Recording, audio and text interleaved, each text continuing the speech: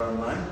Hey, so we're going to be taking down the Joy of Life, my solo exhibition at the JCC now, and wanted to do a final walkthrough with Danny Reed.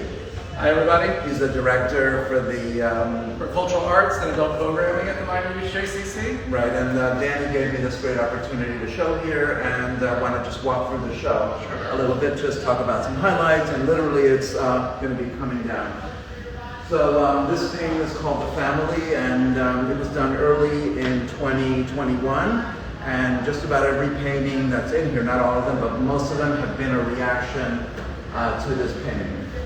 You know, and it's a perfect way to start the show. But this is the first one when the pandemic started? No, it wasn't. No, this is the first one that you did, or? No, but the way that it was painted, like, cause it's just like a blast of color, like everywhere that you go. I felt somehow that I was being very intuitive with color, and I wanted to be a little bit more structured in terms of how I painted, let's say, the foreground and background, when I have a lot of detail. So I'm just not throwing color, but I'm being a little bit more thoughtful in terms of using tonal colors to differentiate things, and I'll show you a painting further down. Oh, I'd love to see it. I can tell you that just coming up here every day for the last couple of months, it's been wonderful to be greeted by this painting. Yeah. But also just saying the opposite when you're going to this part right here. Come on down. Yeah, come on through. Right, and all of these all of these drawings were done at the Lincoln Road 500. This is part of, I call it the 300 series because they started around the number 300. At the Lincoln Road 500 is a performance that I did where I did a drawing performance of 500 drawings in one sitting. That took me 32 hours. I knew that when I got to certain numbers, I wanted to explore certain themes. So when I got to 300, I wanted to explore Martha Graham type of dance movement, and I was also producing the Dance of the Drawings, which we premiered here at the JCC. And these are very very fluid, and well, there's a lyrical quality to all of them as well. Yeah. Right. This one here happened. This one was done at the very beginning of the pandemic. I was working on a disco series. This one is called Disco Warrior Mother Nature. And like when the pandemic hit, I felt like, how could I continue with such frivolous idea of disco, which I still kind of love the theme. And it involved movement, and it involved, you know, my relationship to Matisse and my relationship to Keith Haring through Picasso and others. And then like I called this one Disco Warrior Mother Nature.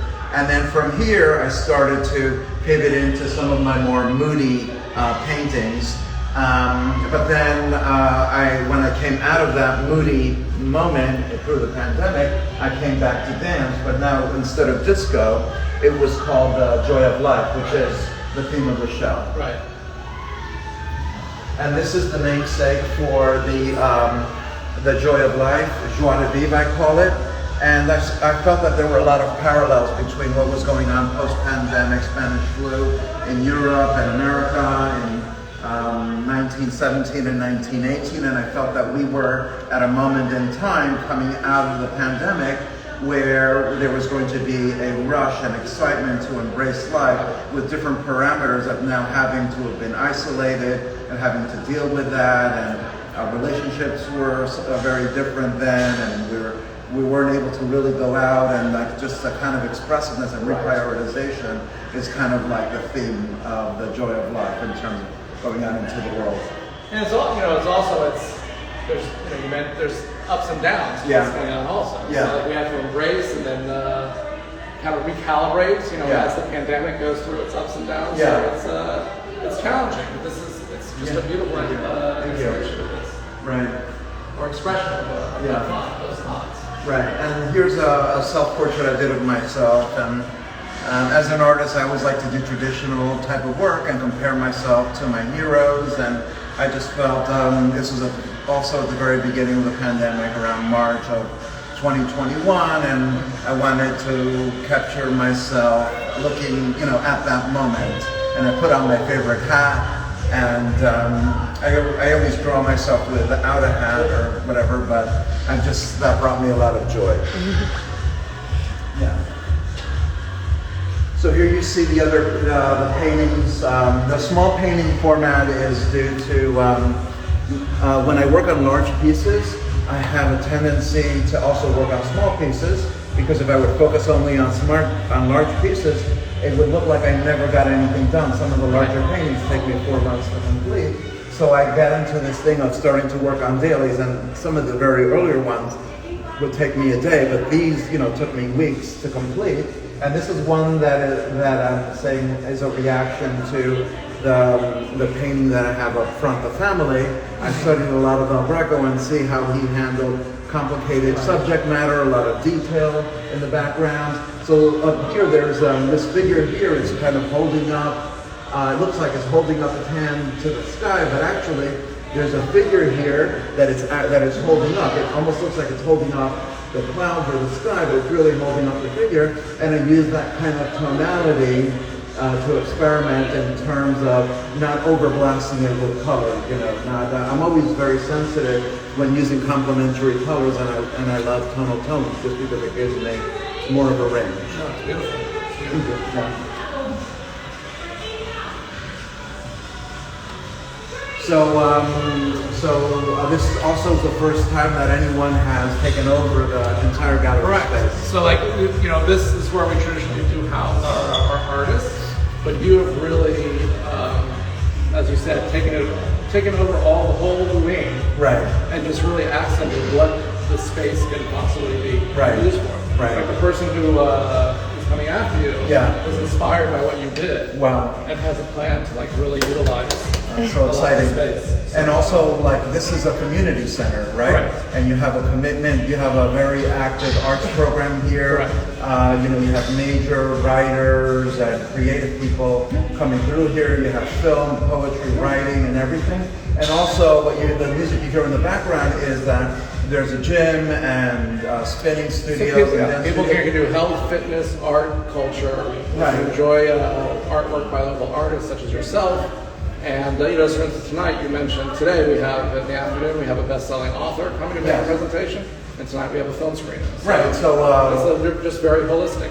So not only do I consider this a serious gallery, but I also feel that it brings in a lot of different people, and they interact with art, also including a lot of little kids. Oh yeah. That interact with the artwork as well. We do children's classes here, and they come up here, and it's funny, you hear the comments from the kids. I like this, but I like that. I'm like, whoa, And just very innocent, looking at the different figures, especially these down here, with a lot of comments from the kids. Right. Is the next show going to be very colorful? No, the next show is actually kind of the opposite. The next show is a photographer, commercial photographer, and he's done a series. What's his name? Mark Dasha. Okay. And he's done a series of photographs of famous Orthodox rabbis, entertainers, commentators. So something very different that we're doing That's here. great. I mean, I think the difference in these black and white portrait photography that he does that really brings out an inner essence of what these people are. So it's going to be very, very different. It's a nice contrast to what you did. So it'll provoke some conversation just like yours did as well. Right. Thank you. Yeah. So this is the painting that created the situation 2 weeks ago. Right. 2 weeks ago, the JCC, Danny, and the powers here facilitated a talk that I had that was where Lindsay Solomon and I were talking. And somebody before the exhibition, before the talk, saw this painting and asked me, what the meaning of this part of the painting was. And I usually don't talk about my work in such detail, but I figured, why not be literal? And then this person got, insulted and borderline violent and belligerent. And one thing that I did not mention to you is I was amazed that an artwork can still make somebody feel something so strong. That's the negative side of the spectrum, but the concept of the joy of life is that it makes you feel the other side of the spectrum, you know, to love life, right? But, you know, that there is a range, and, you know, there's other somewhat political paintings in this show. This is the one that really evoked that reaction. But look, art, you know, art evokes reaction, whether positive or negative. Right. So, unfortunately, I mean, this is all about positivity to me. It is, yeah. Your exhibition. So okay, so this gentleman reacted in that way. I think he's the only one that really noticed that. He really did?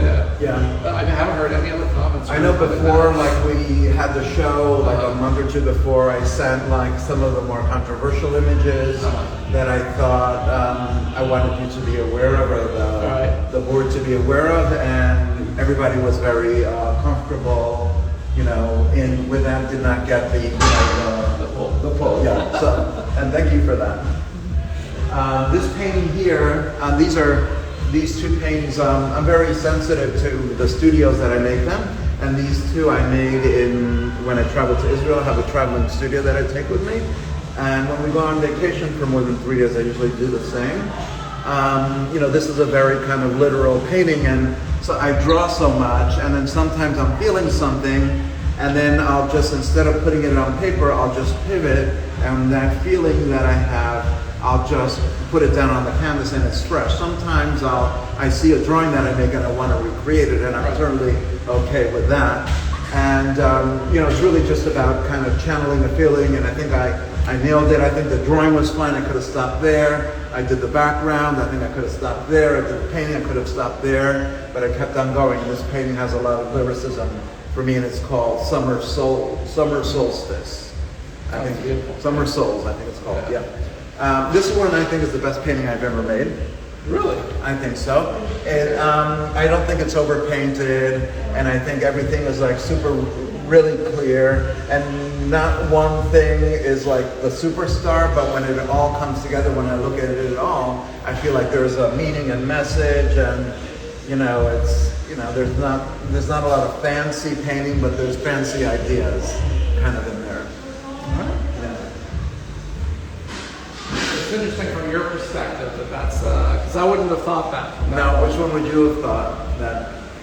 I think the name piece, the Joie de Vivre.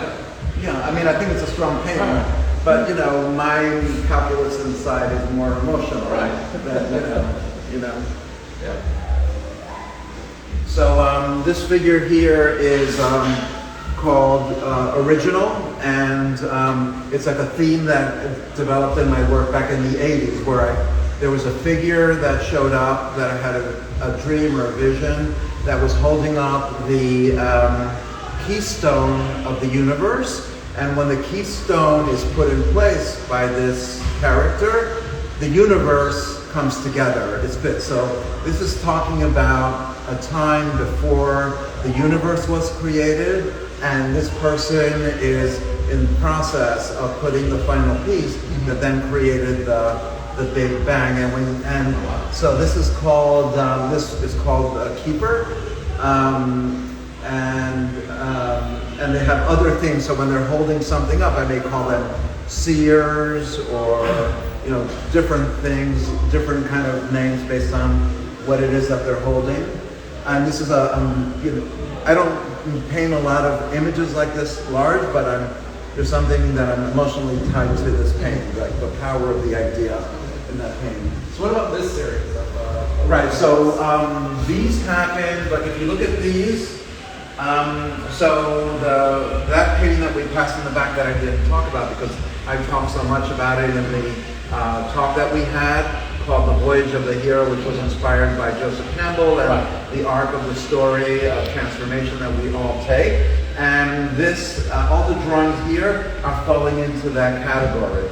So if we're taking like management philosophy in terms of the arc of high-functioning teams, where you have forming, storming, norming, and performing, and we look at the arc of the pandemic, where we formed by understanding that that we had to separate ourselves. We stormed because we really didn't like it, and we had to find a new normal, and then we normed.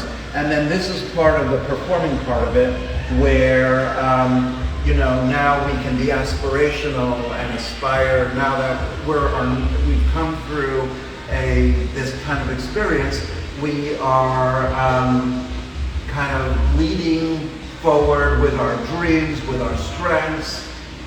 This is like kind of my song to the universe, in terms of, I'm calling these like different aspects of that voyage of the hero. Well, look, there's certainly, you can say over the last couple of years since the pandemic, people have reinvented themselves or drawn on strengths and renewed things that they had. So this is like two couples that are kind of dancing, but they're kind of dancing and flying, similar to that scene in La La Land where that couple they're dancing in the clouds, and this is, for me, it's like very uplifting and going up. Here is a mythological figure that is, doing some kind of ceremonial dance with lightning coming out of them, dancing around a primordial kind of campfire. This is like a dancer, but they're moving around so fast. It's like a blur, Here you have the keeper again, and here you have two figures that are kind of merging, and they're back to back to each other. Here you have another theme that has come up, which is the seer. It sees everything all the time. It's, I think, a counterpart to the keeper living in a mythological space. And then this one here is kind of the dance and the ceremonies that we have and rituals where, it's you become, through the dance or through the process, you conjure up the spirit of, something positive that you want to integrate into your life, So this is kind of the person and the spirit kind of coming together. And this piece is not on now, but it's the final piece in the show, and this came together 2 weeks before. 2 weeks before the show, like I knew we had this space here at the end, and I didn't really tell you till like 3 days before the show that I was going to be doing something, and I wanted to. It's a long space, and how could I not figure out what to do with the end? What to do with it? And then my wife Ariella was reading a book on Katie Couric, and there was a line in there where somebody said to Katie that she was worth more than her weight in gold. And then I said, what an amazing idea. Could I, should I, whenever it's been on, I encourage people to hear from Jim, and I think, go check it out. Because it's interesting because when people look at that number, and say, oh my God, my weight in gold is whatever, 6.5 million, 5.5 million, depending on their weight. And then they get that message. I think, it hits a spark. And the thing about art is that the art's greatest power is it has to change the way that we think about ourselves. So this takes like a negative, which is, for me, it's a negative. It's not really a negative. Like weighing myself in the morning, for me, I'm always looking at, how much I gain.